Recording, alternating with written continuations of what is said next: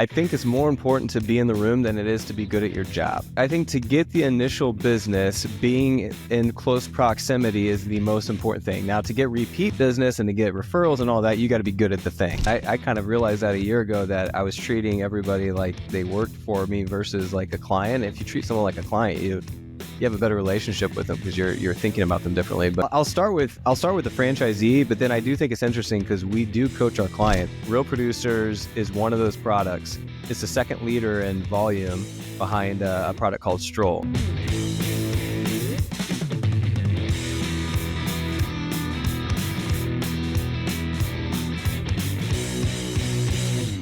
Just got done with Remington's interview. Like what stood out most to you on this one? Because I got some really good nuggets from it. So I want to know what you thought first.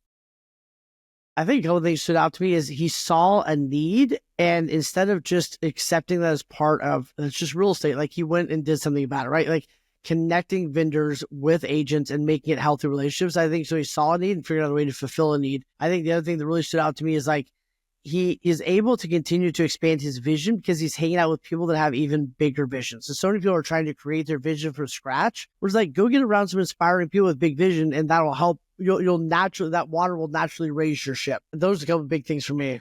Yeah, no, I think he's intentional. Like that's what I'm taking most from this is everything he's done is very intentional. And even from writing the book to having the events to partnering with the publisher, right? So he could have done it himself, but he took partnership over, maybe maximum profit, but he maybe didn't have the profit to begin with. So I thought it was very good because I think his intentionality is something that a lot of people don't really think about. And the second thing was, and I'm guilty of this, just because you're hitting a rough spot or a dry spell doesn't mean that you need to relax your standards. Like that's an easy answer, but it's not going to be a good answer. And so that's just really good to have reaffirmed that, you know what you're doing works. You're worth it. You're good at it. Right now, you're just in a bad spot. Keep going. Don't lessen it, whether it's a relationship, a hire, whatever, because at the end of the day, it's going to be a lot more work and you don't need that.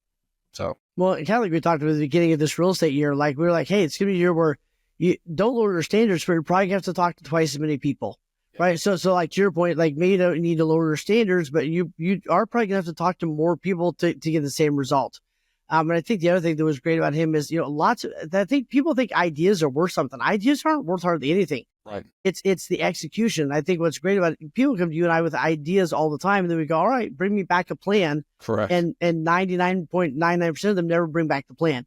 And I think he's great with like, I have a vision, but then he's like, and here's how we could do it. Here's how we could structure this, right? So I think doing the work on top of it is where is all that matters.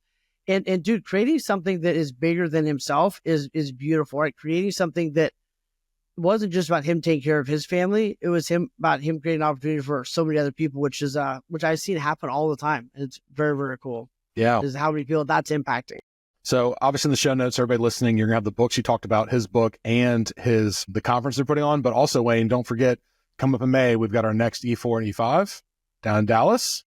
So if y'all want to know what that is, you can go back and hear one of the podcasts where we lay all that out. But at the end of the day, you can go to our link tree. You can see the dates, see what's up, hit subscription, or just DM us and let's talk it through and see if you're going to be a good fit for E4 and E5, which is going to be in the room. Like get in the room. And a lot of times people are like, I don't have good friends. I don't have good mentors. Not like freaking get on a plane, get to Dallas for 24 hours.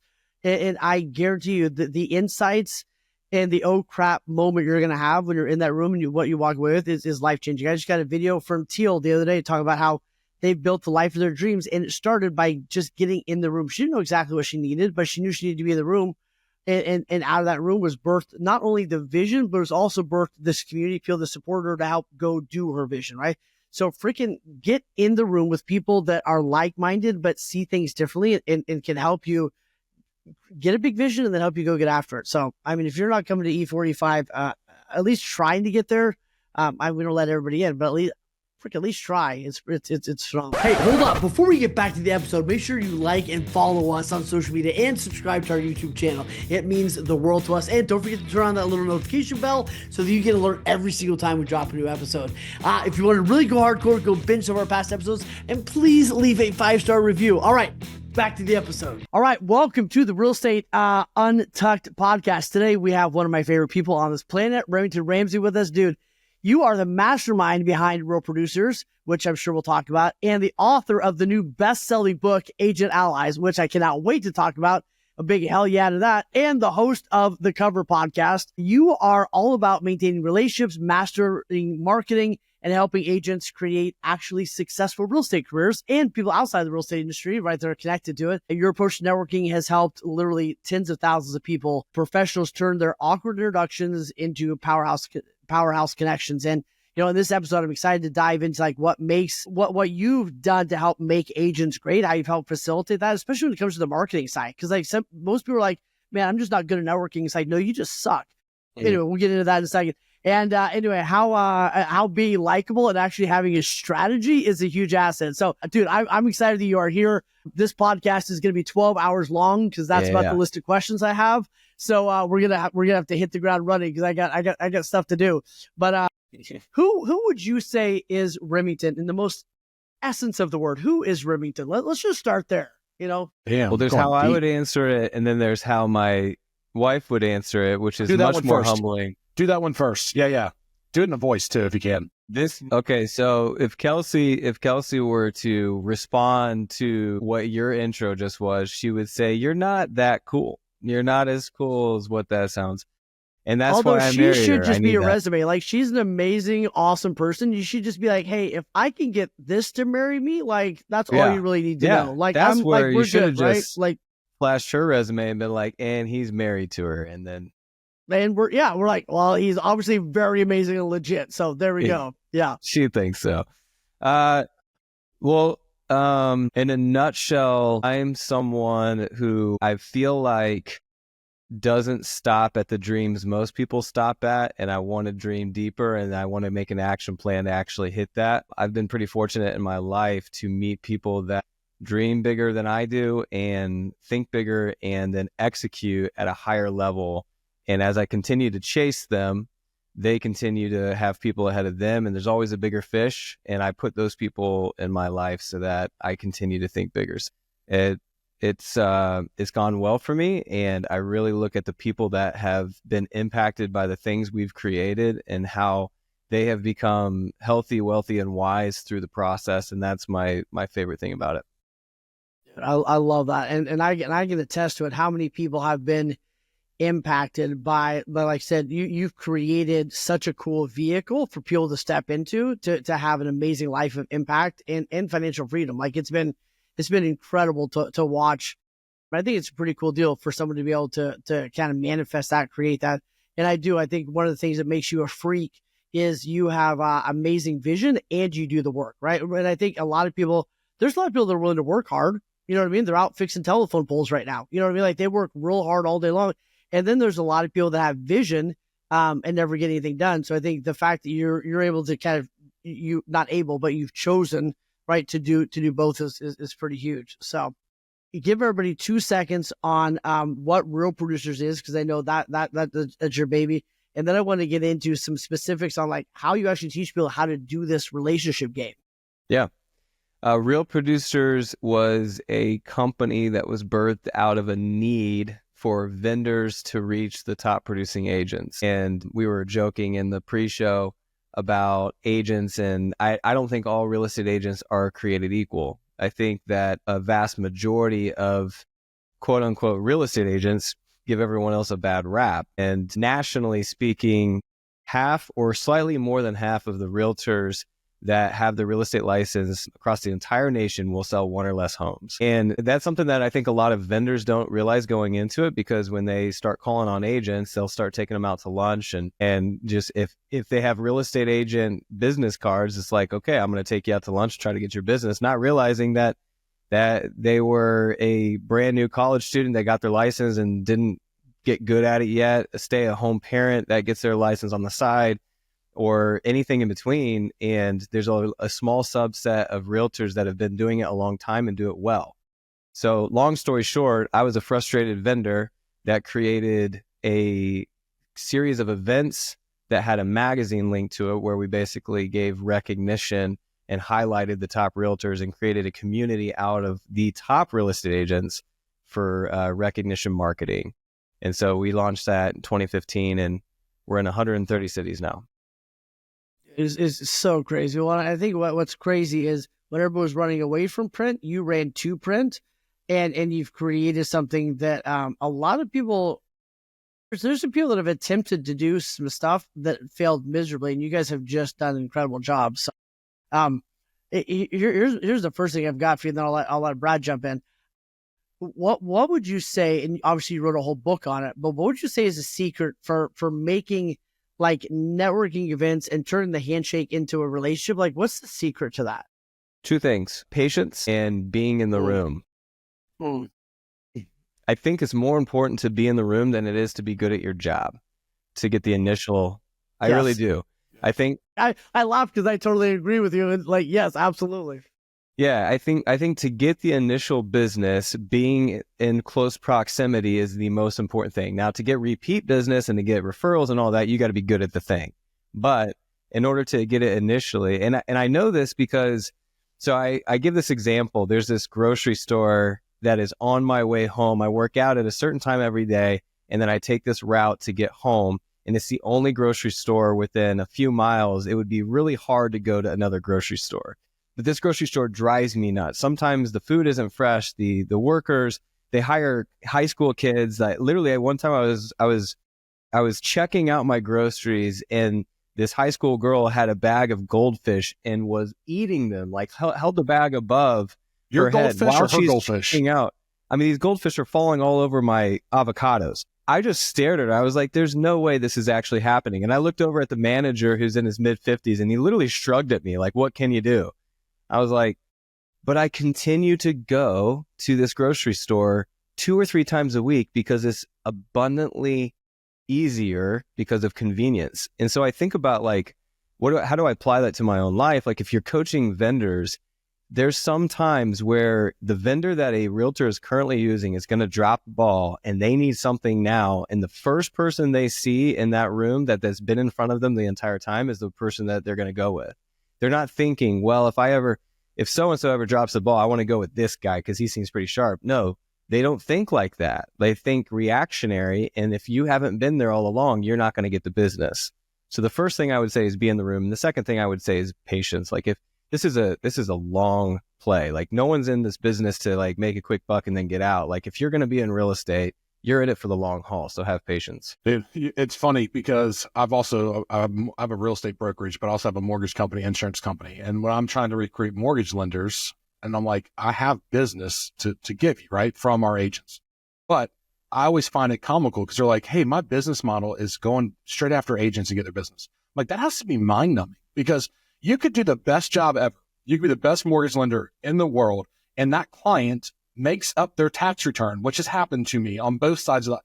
And the agent gets mad at the mortgage guy going, you just can't close the deal. Like, no, bitch, that was a federal offense. Like, I can't close him now. And they take all their business and go somewhere else. Like you work your entire career to get business out of these irrational human beings. And I'm one of them.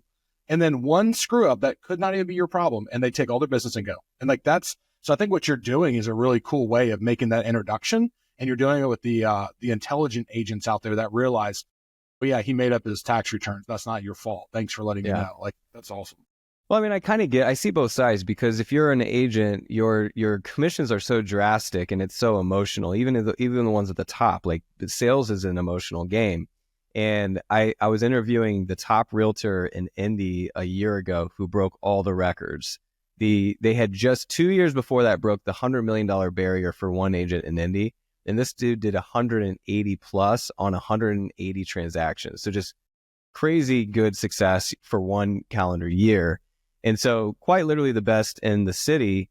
And he was on a panel and he was telling the group about a deal he lost. And he described it as like this sweet old lady who basically said, Mike, I like you, but I'm going to go with the other agent because I feel like they think my house is worth more. And so he was talking about how that hurt.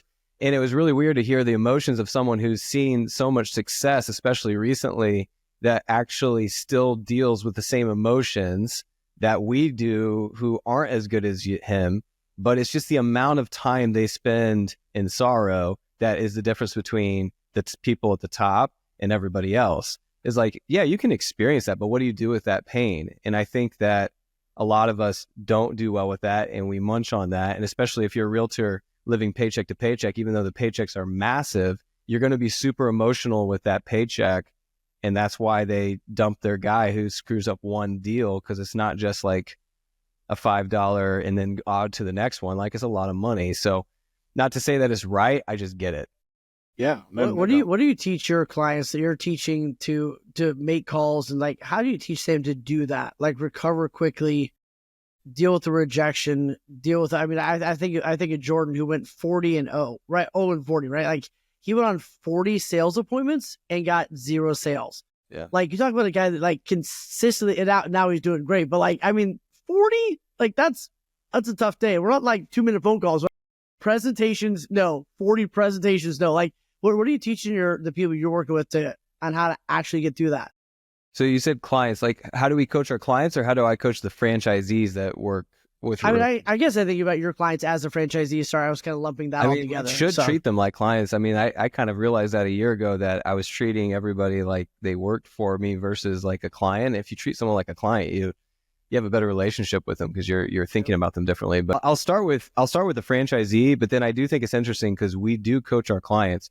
Jordan's an interesting case. You're talking about Jordan in Dallas. Yes. And he had moved from Minnesota. And so we've launched 130 of these franchisees, and a handful of them have done that move across the country for the opportunity thing. And that by far has been the most challenging thing to coach someone, is like, move to a completely new city. You don't know a single person and you don't get it. You don't get the culture. You don't speak the language. Jordan's accent is a dead giveaway. So you go 0 for 40. But the thing about Jordan and his story of triumph is that he did that in a short period of time. He did 40 appointments very quickly versus like making it drag out and doing 40 appointments over the course of a couple months. It was like a few weeks. And so we pivoted pretty quickly on a couple things that ultimately, the reason, in my opinion, that he ended up getting results is he finally just got angry and stopped being nice and said, this makes no sense. Why are you turning away? This is great for your business. You just need to do it. And they're like, yeah, you're right. And that one person that said, yeah, we're going to do it, changed everything for him, because he realized, if I really care about these people, I'm not going to let them not work with us. Like, they need to work with us. It's going to help their business. And I think that was the biggest thing that he shifted. Yeah, I think that's usually, yeah. Well, sorry, Brad, go. No, I was going to pivot just a little bit. So Real Producers, I'm in Columbia, South Carolina. It's newer to our market, maybe a little over, maybe 2 years now, maybe not. Been to Dallas, no Lance, no Jordan, like they're crushing it. Dallas is massive. Our market being newer, like, what are the misconceptions people have around Real Producers from the realtor side? Like, what's the hate mail you get that you're like, that's not true shit? Well, I mean, I think the initial thing is, if you don't know what Real Producers is, and all you know is that it's a real estate magazine, whatever the industry standard is, you're applying to Real Producers. So before Real Producers existed, really, there was only 2 types of real estate magazines. One was one that featured real estate itself, like the houses, and the other one was that featured agents, but all of those were pay-to-play models. So if you think about Top Agent, Top Broker, all those models, they will call you and say, hey, Brad, give me $2,000. I'll put you on the cover of the magazine. You can get a bunch of copies to send all your friends. And that model works really well because agents eat it up. They pay for their own recognition. And so that company still exists today. And not to knock it, it's just not what we do. Like, we are nomination based only. If we were to ever, and one of the other things that we decided early on is we're not going to allow real estate brokerages or brands to advertise. Because then in a roundabout way, you could say, okay, well, the only reason he got the cover was because Keller Williams has the back cover and they're spending thousands of dollars.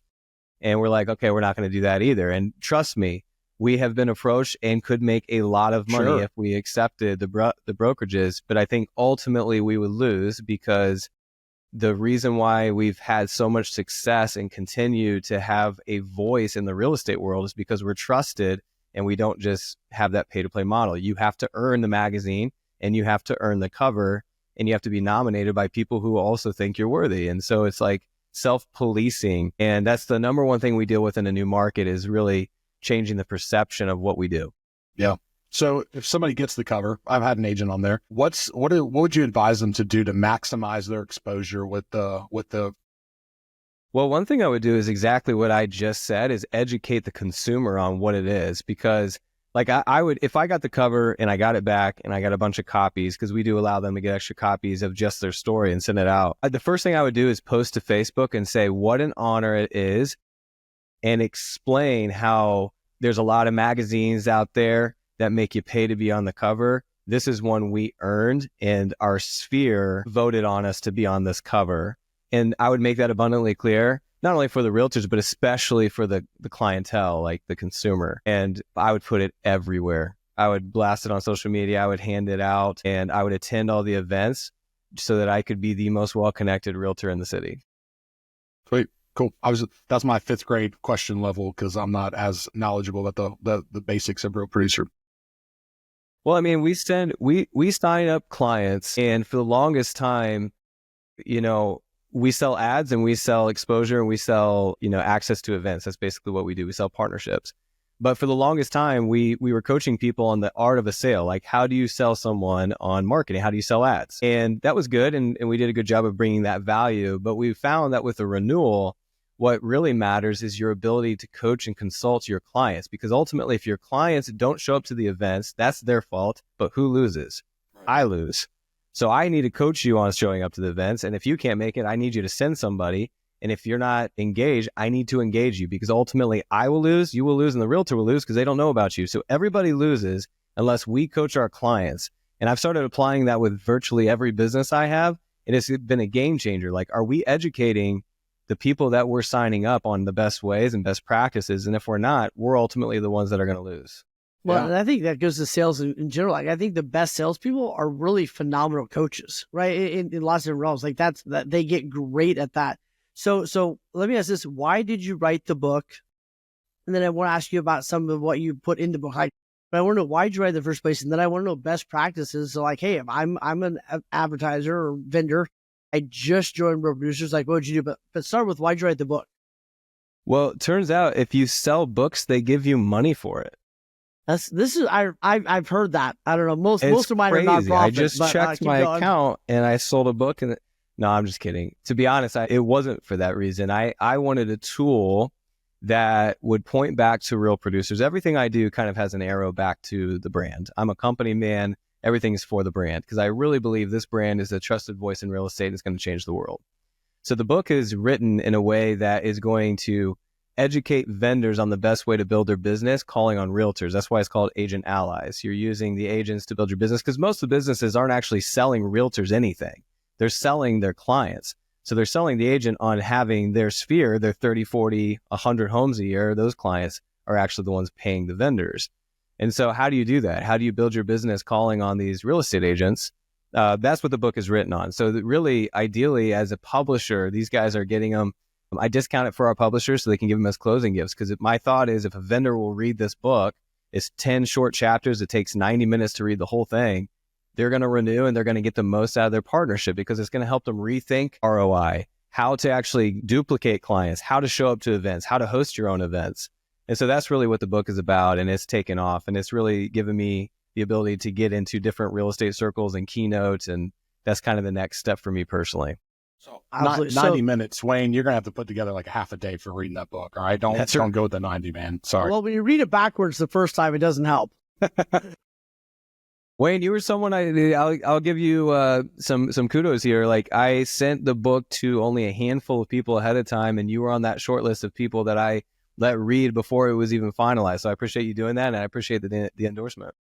Dude, I think it's amazing and so needed. And I think I'm an outsider in the sense that I'm not part of Real Producers, but I coach a lot of the different people in Real Producers. And what breaks my heart is vendors that don't take advantage of the opportunity. I'm like, this is the golden freaking ticket. Like, this is the thing that if I was an inspector or a foundation guy or whatever, like, this is the rocket ship to get on to get a thing.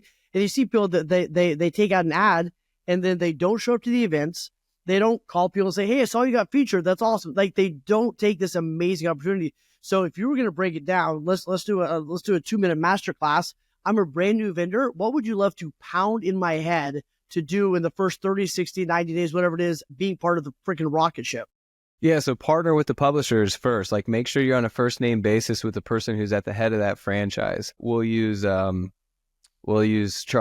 Carolina. You said you're in Columbia. So we'll use Columbia. Is that Robert? Honestly, I don't know him. So you use Robert in Columbia as an example. I would call Rob. That's the first step right there. You need to know him. You need to he's going to be the most well-connected. If it's brand new, within 6 to 12 months, he will be the most well-connected person in real estate just because of the art of real producers and how we work. I mean, we're giving people a badge that says, congrats, you're in the top 500.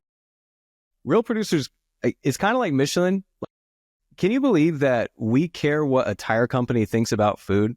But we do. Like the Michelin star, like a lot of people don't know this, but like the Michelin star rating was from Michelin tires, and their salespeople were driving around to different places and eating food, and then just started like ranking them, and people, so people started like caring what they thought, and that's how the Michelin star was birthed. It actually is the tire company. So if you go to a Michelin star restaurant, you can thank tires that you know about it. And so with real producers, it's kind of the same thing. When we establish a franchise, we go to the top 500 agents and say, hey, listen, we're going to create this award that doesn't exist, but we're going to give it to you. And a lot of people are going to care about it in a very short amount of time. And that's what happens every single time we launch. And so if you're a vendor, I want to be a part of that. So I'm going to be a part of it. I want to team up with the publisher. I want to know who these people are. And every single issue that comes out, I want to take handwritten notes and celebrate their success. And I want to be a part of that. And slowly over time, you'll start winning their business because everyone's just thinking with abundancy instead of scarcity. Yeah. No, that's 100%. Absolutely. And then, so I absolutely tie in. And then what's your suggestions? I know you talk a lot about this, like the people that feel awkward, like they go to the networking event, they want to connect with people, but they end up standing in the corner holding a napkin the entire time. Like any suggestions for those people? Yeah, don't do that. That's my first one. Hey, they're halfway. At least they're there, right? We're getting close. All right. I like to use examples. I've learned that kind of helps people understand a little bit better. Like if you look at people who aren't funny and they try to be funny on Facebook because they feel like that's going to get them places, it just actually ends up hurting their business or hurting their personal brand.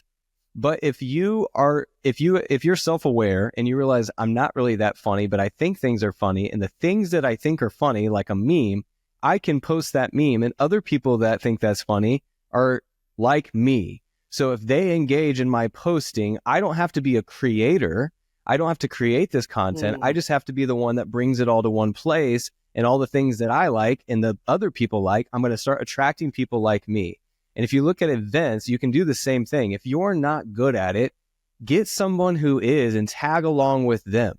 And then ask for a job. Like, can I be the one that checks people in? Because I'm awkward and I'm not going to be able to approach someone anyway. And I know that.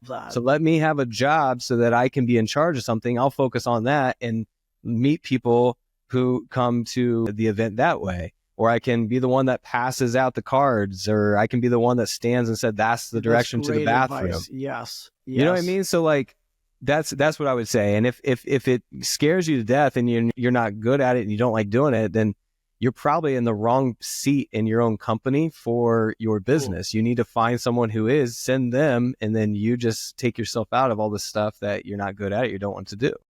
That's a good point. Yep. No, that's awesome. Yep. All right, so keep going, Rob. Change gears in a second, but if it's still on it, keep going. No, I was changing gears too. We're both shifting gears. You going up or down? Are you a 6-speed or a 10-speed, Brad? How do you identify bicycle-wise? More like a beach cruiser, dog. Let's just be honest. More like a beach cruiser. I like that. There you go. I'm more of a cheer, but keep going. Both of y'all are written books, right? And I know we've talked about several different things, but so how'd you go? Just let's break that down for a second, because we don't get two valuable authors on the same podcast very often. Yes, Wayne, that was a compliment. So how'd you go about it? I didn't know how to handle that, Brad. I was like, is our whole relationship changing? Are we friends now? What's happening? How'd you start the process? 'Cause I think that's the hardest part for people that have something to share.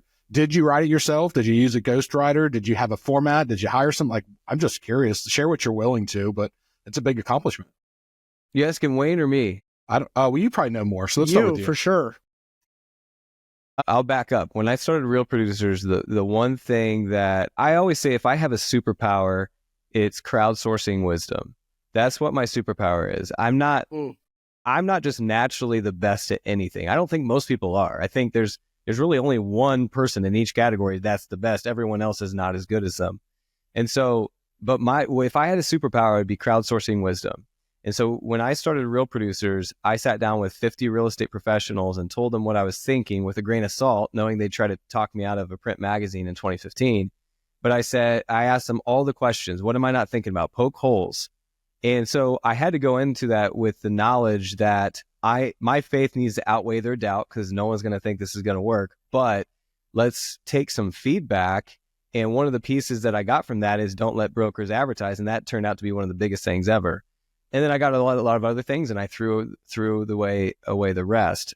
So I fell into that very quickly. I started doing that with everything. I started thinking, if this is new, I'm not an author. I'm a publisher, so I write publisher's notes, but that's the extent of my writing. And some people thought that was good, so maybe I should try a little bit more. And then I decided, okay, I'm going to write the book. This is something I want to do. I'm not good at it yet. I've never done it. So what do? Well, I'm going to crowdsource the wisdom. I'm going to call the Wayne Solomons of the world. I'm going to call the best sellers and the keynotes and the people that are in the position that I want to be in. Before I even write a single word, I'm going to ask them what I don't know.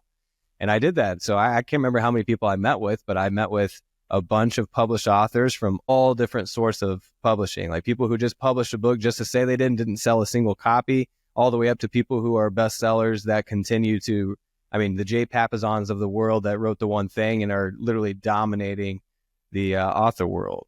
And I asked them all a bunch of different questions, and that's how I got started. I'm really glad I did that. That was awesome. What did the process look like for you? Did it take as long as you thought? Is it just like such a huge mountain you had to climb, or did you find time to do it along the way? Yeah, it takes a lot longer than you think. So I read this book called Published by Chandler Bolt, and he actually created selfpublishing.com, where they do a coaching program that essentially you self-publish your own books, and I ended up working with him. But his book is phenomenal, and if anyone's looking to write, that's the first place I send them, is Published, because it literally breaks down step by step how to publish a book. I was reading it, and my wife and I read a chapter a night, or we try to. And when I was reading that one, she got really annoyed with me because like every 5 seconds I was putting it down and taking notes. And it looked like I was just scrolling, but really I was really like digging in and taking notes, because it's so valuable. Like, do this, then do that. And if this happens, do that. But it's written really well. So the process, one of the coolest things the book talks about is a 30-day sprint where you commit to write for an hour, 30 days in a row, regardless of what's happening. And I did that. 2 holidays hit during the time. We had family over. And one time I was in bed already getting like going to bed, lights out, hit the pillow, and I forgot to write. And I got out of bed and I went in the other room and I wrote, because I committed to it. And that was what I think ultimately got me going to write the book. And then the whole process from the time I wrote the first word to the time it published was about a year. Okay. Very cool. And for those listening, we'll have it in the show notes. We'll have your book as well. That way they can just click through and don't have to worry about going back to hear about it. Wayne, what was your experience with it? My experience was, one is you write a book there's 2 kinds of books I see people write. They either write a book because they have something on their heart they need to get out to the world, you know what I mean? Or they write a book, or 2 reasons you should write a book, I guess, maybe a better way to say it. Like, either you have something in your heart you need to share with the world in a sense, or you write it to invoke people to go somewhere, right? So like you said, like Ruben, just like the book for him leads back to Real Producers, it leads to speaking gigs. It's a phenomenal resume. You can get him in any door now, whatever. It's like, hey, I wrote the book on this. You know what I mean? So I think starting with intent is really important. What's the result of this that I want to get? I think is beautiful. And then for me, when I was writing, it was I talked it out. I talked a lot of it out, which helped me. So I verbally spoke it all out, and then I had that transcribed, and then went from there. So that was very helpful. But I think everyone should. I think everyone has a book in them. Mm-hmm. And you should stick to something that you are a big believer in. And it doesn't, here's one thing that I think messed me up was I didn't think that my book was the best book ever on how to recover from tough times. Literally doctors had written books on how to recover, right? But I knew that it spoke, who it would speak to, it would mean a lot to those people. It wasn't for everybody, but the people it did speak to, it would be huge for them. You know what I mean? So I think kind of get out of your own way sometimes when you're writing, and it doesn't need to be for everyone. It can be for those people, but I think everybody should get it done. So my next question for you, Remington, was this would not be untucked if we didn't ask you biggest mistakes. What have been some of the biggest F ups along the way that I'm sure you learned from? But like, what were like? I want to know the dumpster fire, like you're burning your hat, like you kicked a kitten. Like, what were some of the biggest mistakes along the way? I didn't make any mistakes, Wayne. What are you talking about? I know. See, Brad, I told you he was going to be a really shitty guest on the show because he's perfect. Have you seen his eyebrows? The guy's nailing it. Okay, right, right. All right. So I made one big mistake in sales and one big mistake in recruiting. The mistake I made in sales is when I was really trying to get going, I ignored red flags for the dollar. And I made decisions that if money wasn't an issue, I would have made that decision. And so it's really hard to see in the moment. But if you've got a vendor that you're looking to sign up, because the whole goal when I was originally doing the magazine was if I could get 15 people to sign up for ads, that would be about based on averages where I need to print the first issue. Okay. Because I teamed up with Into Publishing. I didn't do this on my own. I went to a publishing company and I said, hey, can you be my bankroll? I'll make it happen. And that was a really good decision because they took care of a lot of things that I would have had to print this in my parents' basement. And I'd probably still be on the second issue right now. So, but once I got that going, now I'm the salesperson. So I'm trying to hit 15 as fast as I can in any way I can. And so I sat down with a vendor who's like, looking back, so many red flags, talking about all the people he's sued, talking about like asking questions he really shouldn't care about, like basically saying, I'm going to run your magazine. And all I could think about is like, this guy said he was going to pay money for an ad. So just ignore that. And then he ended up buying an ad and I was all jacked about it until 2 weeks later, he was just a nightmare and threatened to sue. And it was just looking back, I realized that it's going to take a little bit longer to make the right decisions. But if you make the right decisions, it's always going to come back tenfold versus trying to do something for the quick dollar. And that was monumental in my growth. So that was the number one sales mistake I made. I hope that translates. I don't know if that came through right. 100%. Yes. Yep. How did you, so being the sales guy, and then also I'm sure you probably run this a little bit when you were, and I'm using my words, like selling franchises.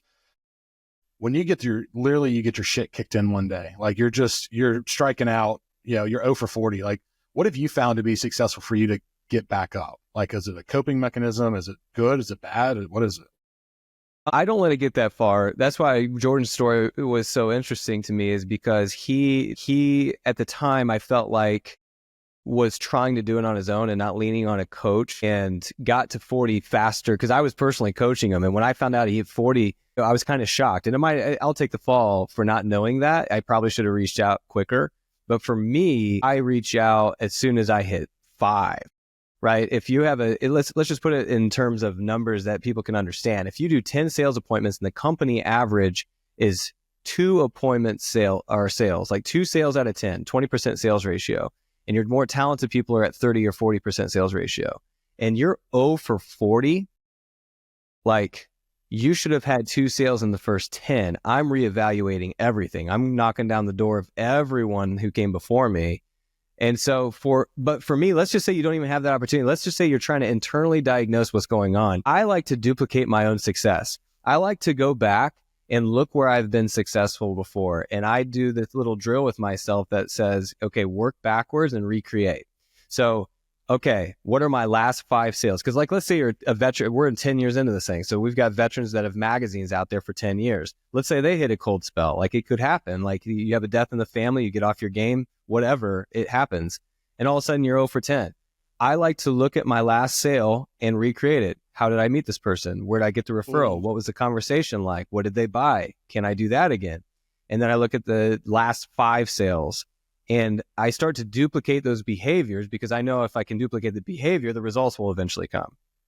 And that's really what I do if I hit a snag.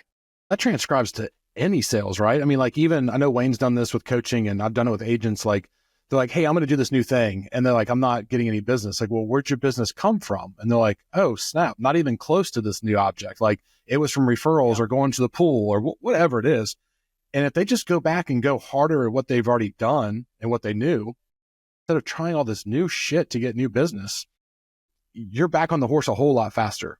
Like, so that's 100%. It was so interesting, Brad, when you and I were in one of the E5 meetings a while back, and everyone was talking about recruiting, and they're going through all these crazy methods, and you're like, write down like the last 5 people that you recruited. Everybody wrote them down. It's like, where did they come from? And you can see the eyes got big because everyone was like, oh, a referral, or like it all came from the obvious places. Like, yeah, go do that. You know what I mean? Yeah. But it's like until they wrote them down and looked at it, like it was like some freaking mystery. You know what I mean? Yeah. All right, Remington, you ready for some fast questions? Yeah, I'm ready. Okay, I got a couple of rapid fire ones. All right. Wait, before you do that, you asked a question, and I really wanted to tell my 1 minute answer on recruiting. Yes. The one mistake I made on recruiting. Yes, I'm sorry. You gave us the first, not the second one. Yes, please. I just want to give you this really quick answer because it's so valuable, and I wish I would have learned it earlier. When you're recruiting and you have a mold and you know what works and you go on a dry spell of recruiting, you start to make concessions and you widen the funnel and you start to make excuses for why they're not as good as your quality recruit, but you need to recruit so you get them out there. Don't do that. You will always have way more pain 2 or 3 years in when this person hasn't worked out because you made a concession on the front end and just wanted to get a body out there.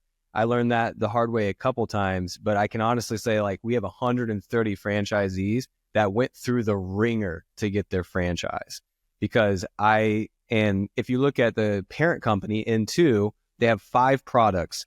Real Producers is one of those products. It's the second leader in volume behind a product called Stroll. And if you look at all the recruiters across all those companies, I probably have the lowest kept percentage of people that I've interviewed and actually put through, but my launch percentage is sky high in terms of like people who are successful that we do launch. And so anyway, word to the wise, if you're recruiting, don't make excuses for why they're not the perfect person, but you're going to launch them anyway. Yeah. Well, I think like first off, you have to know who your right person is. So I think sometimes people haven't even got clear on that. But then my question for you along that line would be, how do you know when you need to just stay the course versus when you do need to recreate or pivot? Like how do you kind of tell the difference between on like the strategy? Like, man, I'm recruiting. What I'm used to do isn't working. Do I need to keep doing it, or do I actually need to change and widen the funnel or change something? Well, I mean, so I will widen the funnel on certain areas if there's 2 things met. If they have success in this field or this thing previously that they can point back to and they know how they were successful and they're coachable. I will widen the funnel for someone who like this just isn't the right time. Like they need to start 2 weeks from now instead of 1 week from now, but we can get them into training. Like that's where I will make exceptions. I will not buckle at all. If you have never made a sale on anything and I'm hiring you to do a sale, but you just are likable. So I think like that, at least for us, that's not panned out. I mean, the amount of people, absolutely, 1 for every 10 kind of thing.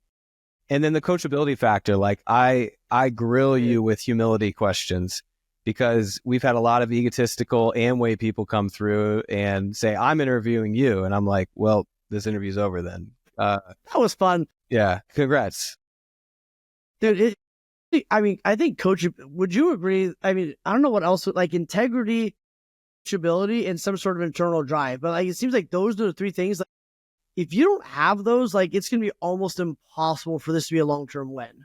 Yeah. Yeah. Especially with companies that are ran that way. Like there's some companies that are hard knock sales and they don't put value on those things. And so it will work for a time. And that's the sad thing is like, it actually does work. Exactly. Yes. But long-term, like for the brand that we're creating, the trusted voice, we would have never hit that if we would have put sales as the main priority. Yeah. Well, and I think that's one of the things that I admire, not only the work ethic and the vision, but the fact that you've consistently made the long-term decisions and not the right now decision. Because I think there's times when it's so friggin' tempting to just take the person on, like you said, take the check, do the thing, whatever's, and we are rationalizing machines, right? So in that moment, we can rationalize anything, right? Like, well, this makes sense. If I don't do this, I'm not going to feed my family. Like I should lower the standard, like whatever it is, like we can rationalize all day long, but holding to that, I think is beautiful, and it leads to the long-term success that we're all actually after. Dude, what do you want to be remembered for? A hard pivot. Are these the quick questions? Are these the quick answers? No, that's just the one. Those are that next. Just came out of nowhere? I think so. Yeah, no, that one real just structured I really here. wanted to ask that one. Real structure. Yeah. So Faith, I want to be remembered for my faith. I think that this planet is temporary. I think our beings were created for the next. And I think that in a world where we don't say we do, but we put our hope in people and things and presidents and whatever, I think all of that is fleeting. And I think there's a higher power. And I want to be remembered for living a life that pointed back to something bigger than myself, which is Jesus and God. Dude, I love that. That is awesome. Okay, now the easy ones. All right, best 1 or 2 books you'd recommend? On what? Just what comes to mind. Besides Agent Allies, obviously that's number 1. Never heard of it. You got the Bible, you got Agent Allies, and then what do you got? All right, so I put these. I've got a stack. So what's funny is I listen to a lot of audiobooks, and I also read a lot of books and give them away. And I realized a while back, I was like, why do people buy paperback? It's really to show trophies and look cool, right? And I'm like, all right, I actually like that because I want these trophies because I work really hard at it. I want people to know, what I think is cool. And so but I do give away all my books. Like I'll read one, I'll give it away. And my buddy, John Rulin, who actually passed away a few months ago, wrote this book called Giftology. And I went to read it again and I had given all my copies away. So I just bought that. And then I realized there's a subgroup of books that I love that are for business. And so you didn't give me a category, so I'm just going to give you business. And I have like these 10 books behind me that are like my favorites from the last couple of years. You ready? Yes. So Giftology is one of them. You got to read that. It's amazing. It's about gifting. Dream Manager by Matthew Kelly. Fantastic. One of my favorite speakers of all time. Entrepreneur Roller Coaster. Darren Hardy. In the first chapter, he writes about like completely screwing up his first business. And at the end, he's like, then I was hooked. Love that. Boys in the Boat. My favorite read of the last 5 years. Do you know what that's about? I haven't read that one. No. Heard about that one. Fantastic. It's about the 36 Olympics, basically a group from Washington rowing team that goes and beats Hitler's Germany team in the Olympics. But the process during the Great Depression, how to create a team where a lot of the people, like a lot of the rowers were on food stamps, like they didn't eat meals at nights and just crazy stuff about leadership. I think that you can get a lot about leadership in business in other books than just business books. And that's one of my favorites. Very cool.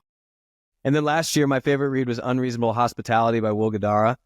Fantastic. Really great read. He took a restaurant from unknown to number 1 in the world. And it's all about like doing things that no one else does to make people feel awesome that don't deserve it.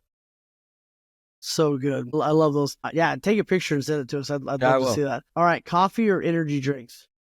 Coffee, but energy drinks if I'm feeling spicy. I can't turn away a Red Bull. Amen. All right, what's the one thing people get wrong about you? That I'm mean. Sometimes I'm super intense, but I care about the thing and I come across as a little aggressive. So I've been working on that. That's just what my wife says. I love it. What do you wish more people asked you about? Probably my faith. I think that's something that's really important to me. That I think a lot of people look and they think that success happens because you do the thing and you get really good at it. But I think there's people that make a lot of money and then don't have a reason for that money. And so they make it. And then the answer is, I just want to make more money. And they don't have a purpose for that dollar. And for a long time, I had a bad relationship with money because I didn't have any. I was poor. And so when I got money, I had to spend it. And when I got more money, I spent more money. And I think hope and faith and a higher purpose gives you a reason to make more money. And I'd like to share that with people. Love that. That's awesome. Yeah. All right. Worst piece of advice you ever received, best piece of advice you ever received. Man. And quote the source. I'm just joking. Yeah. All right. So best piece of advice I've ever received is have a snack waiting for your kids in the car when you pick them up from school. It's not the truth. I think that, and I say best with a grain of salt, I actually do think that there's little pieces of advice that are life hacks that people miss that would make their life amazing if they would do them. Like if you get your kids in the car and they're crazy and they're tired and they're disobedient, now you yell at them, then you get them home and you're already tired from the thing and you're kind of annoyed with your kids. Now you have the next hour you're making dinner and you're resenting things. And before you know it, your entire time with your kids, which was limited to begin with, was negative, and then you go to bed thinking, man, I wish I would have been better. And the only thing that you needed to do was have a snack in the car so that they're fed and feeling a little bit happier and not crazy. Like little pieces of advice like that, I think are really important. It would work on me and my wife. My wife would just have a snack for me in the car when I got in Dude, there. Just throw snacks at Brad. Yeah, sure. yeah. Just don't say it that way. Like, just subtly hand her a Snickers. Don't like say you need a Snickers. Don't say Aretha when you do it or whatever. Yeah. Dude. All right. Dude, I so appreciate you. I so appreciate what you've done for the real estate industry. It's incredible. I'd also like you to plug the event later this year, and then I want to hear what Brad has to ask you. But man, I'm so grateful for you and your ability, your coachability, and the work ethic, because it's made a massive impact on so many people that I love and care about. Man, well, kudos to you for a lot of people don't know this, and I'm sure your listeners know this, that you're a top coach in the nation. And by top coach, you look at the people you're coaching and how successful they are. And all of my people, if we did a top 20, like 5 of them were working with you before I even met you. I was like, who's this Wayne guy? And then I found out it's the same thing with real estate agents. So kudos to you for what you've built as well. Thank you. This RP Elevate event that we've kind of mentioned is my baby. It was the reason we created it in the first place, was to bring it all together nationally and have a national event where we bring the top minds in the entire world of real estate together. So it's not going to be massive. It's not going to be like Mega Camp or R4 or anything like that. Probably between 500 and 1,000 people at this first one. But we've got top-notch speakers, keynote speakers. Wayne is going to be there speaking. And we've got the ones that are on stage are either authors and speakers like Molly Bloom, Rory Vaden, that have made it big in best-selling authors and speaker space. But then the rest of them are realtors who have made it to literally the highest heights and on panels talking about how to do the thing. And then everyone in the room is in our distribution, right? So if you're a realtor, we're not going to turn you away if you have a real estate license and you want to come.